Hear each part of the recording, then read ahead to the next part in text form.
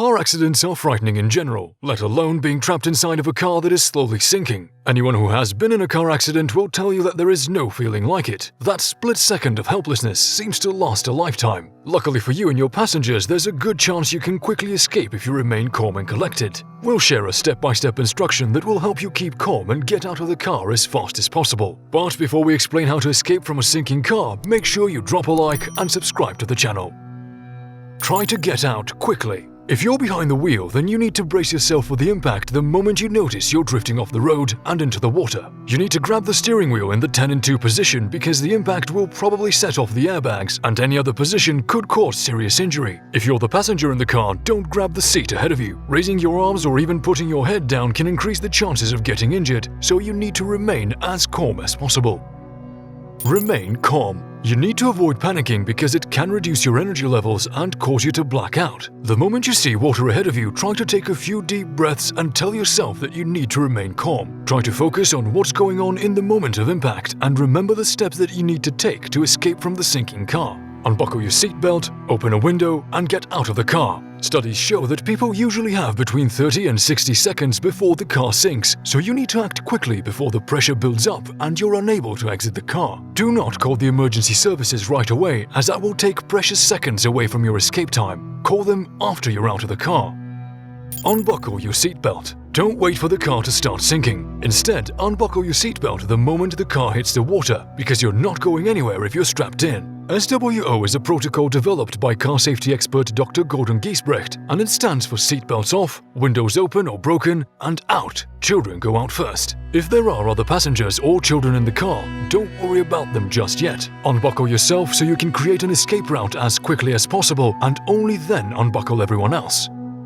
Open a window. The moment you're unbuckled, try to open or break a window. You need to do this before the water rises above the window level, because if it does go over, it will become nearly impossible to break or open the window. With cars that have electric windows, there should be enough electricity left to get them open even a few minutes after the impact. Escaping through the door should not be your priority because the water on the other side is pushing the door and preventing it from opening. And even if you do manage to open the door, it will only flood the car floor, making the car sink faster.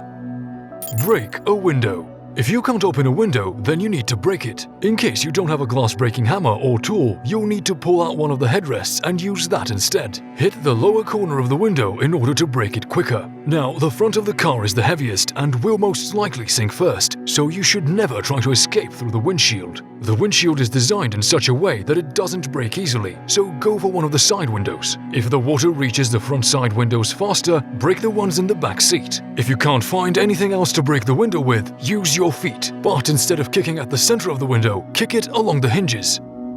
Get the children out first. If you have children in the car, get them out right after you unbuckle yourself. It's much easier to get them out of the car right away than go out and return for them. If there is more than one child in the car, start by unbuckling the oldest one first, because they can help their younger siblings. The same goes for other passengers. Unbuckle the stronger ones first so they can help you with the rest.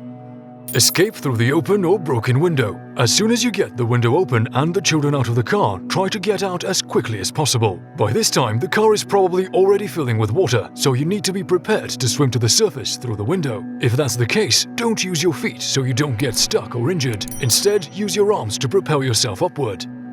If the car is submerged, try to open a door. In some of the cases, people weren't able to break the windows, but they were able to open one of the doors. While there's still air in the car, unlock the doors, take a few deep breaths, and wait for the car to fill with water. Once the car fills up with water, the pressure on the outside and the inside will equalize, making it possible for you to open the door. Push hard against the door latch to open it and then swim up to the surface. Here's what you need to do if the car is submerged. It takes 1 to 2 minutes for a car to get submerged. If you are in the car when this happens, the chances of a successful escape are fairly low. You need to breathe normally until the water gets to chest level. Once it's there, take a deep breath and hold it in. Keep yourself calm, mouth closed and nose if necessary, so as not to breathe in water and start coughing, which can lead to drowning. If you're trying to get out through a door, use the door latch to push. If you can't see the latch, try to orientate yourself and find it.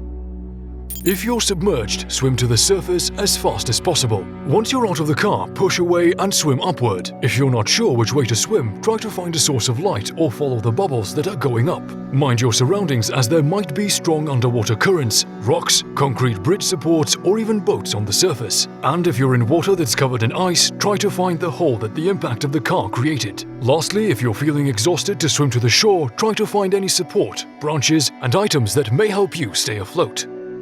Call emergency services. We can't stress enough that you should not call emergency services until you're out of the car. Nowadays, most phones are water resistant enough to survive being submerged for some time and will be in working condition for you to call for help. If your phone goes down with the car, try to stop someone to call emergency services, get you warm, and if possible, take you to the nearest hospital. It's important to take a good look at yourself once you're safe, because the adrenaline rushing through your body will make it seem as if everything is fine. Otherwise, the emergency services crew will check you for any injuries. Also, depending on the water temperature, hypothermia might be a possibility, so make sure everyone is warm enough until the emergency services arrive.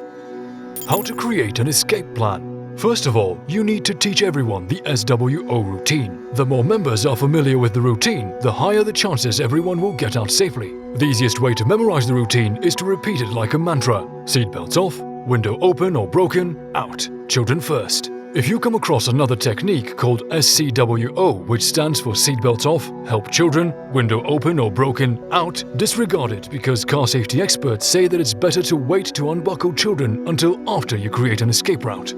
Try to keep a glass-breaking hammer or tool in your car. Tools for breaking glass, such as a hammer, keychain or center punch, are quite cheap and easy to use. You can keep one on your rearview mirror, on your car keys, or attached in an accessible location in your car. It doesn't matter where you keep the glass-breaking tool, as long as you can reach for it and use it on time. Practice unbuckling children quickly. Children's car seats tend to be tricky to work with out of the box, so trying to unbuckle the seatbelts right after the accident can be quite challenging. What you can do is practice unbuckling the seatbelts quickly, so you're prepared if it ever comes to that. Once you're comfortable with unbuckling the seatbelts quickly, try to get even better at it by doing it with your eyes closed. This will come in handy if the visibility is low under the water. You can also get a seatbelt cutting tool and keep it somewhere so you can cut the seatbelts if they get tangled or you just can't unbuckle them quickly enough. Just make sure you don't injure anyone in the process.